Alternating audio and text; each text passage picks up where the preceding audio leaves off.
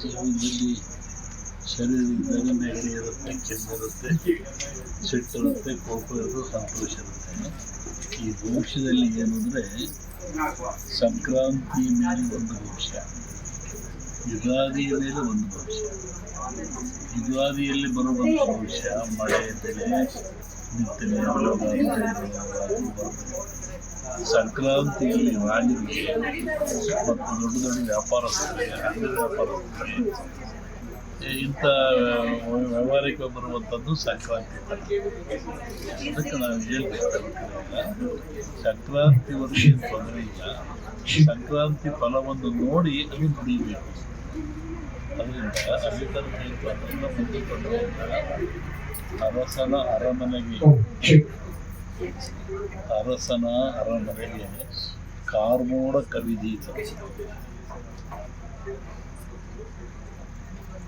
ಈ ಪದ ಯಾರಿಗಾರು ತಗೋಬಹುದು.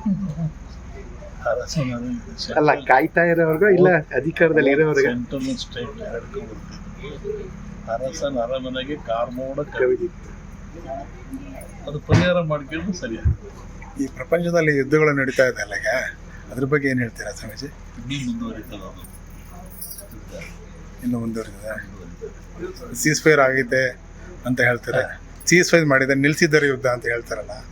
ಮನಸ್ಸು ನಿಲ್ಲಿಸ್ಬೇಕಲ್ಲ, ನಿಂತಿದೆ. ಆ ಮನಸ್ಸುಗಳು ನಿಲ್ಲಬೇಕು. ಮನಸ್ಸುಗಳಿಂದ ಯುದ್ಧ ನಿಲ್ಲಿಸಬೇಕು. ಅತ್ಯುತ್ತಮವಾದ ಮನಸ್ಸುಗಳು, ನಾವು ಮನಸ್ಸು ಗೆಲ್ಲಬೇಕು.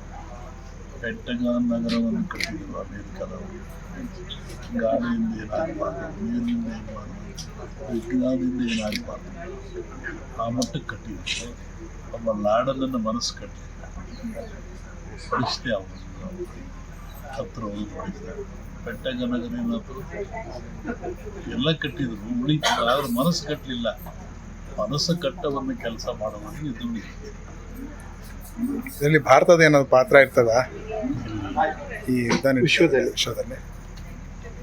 ಹೇಳಿದ್ನಲ್ಲ, ಅರಸನ ಭಾರತದಲ್ಲಿ ದೊಡ್ಡ ಒಂದು ಆಘಾತ ಆಗೋ ಲಕ್ಷಣ ಇದೆ. ಜಗತ್ತು ತಿರುಗಿ ನೋಡುವಂಥ ಒಂದು ಆಘಾತ ಆಗೋ ಲಕ್ಷಣ ಇದೆ.